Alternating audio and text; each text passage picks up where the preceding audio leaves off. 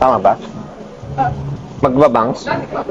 Yung ano lang, curtain. Curtain bangs. Okay. So, objective is tanggalin yung buwaghag. Okay. So, natural state lang. Hindi naman yung flat state. No? Ha?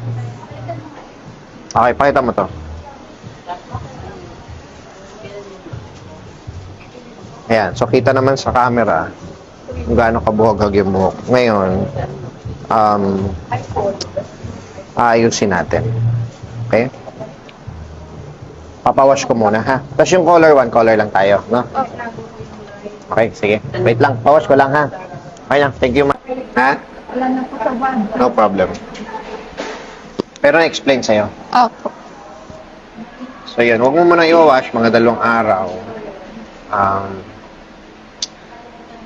Pag-wash mo niyan, expect mo yan mga 95%.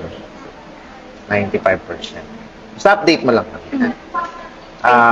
Again, if you have time, yung ganito, pagtubo niyan, syempre kulot ka, di ba? Ay, buwaghag eh. Parang kulot na buwaghag, no?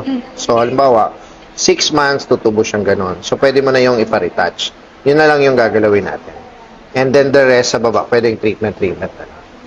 Ang regular na retouch nito is 6 months. 6 months. Okay.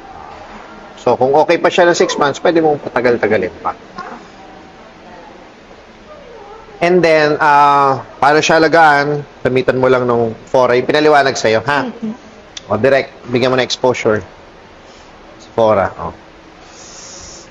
Alam na ng ating mga taga-subaybayan kung ano yan. Okay?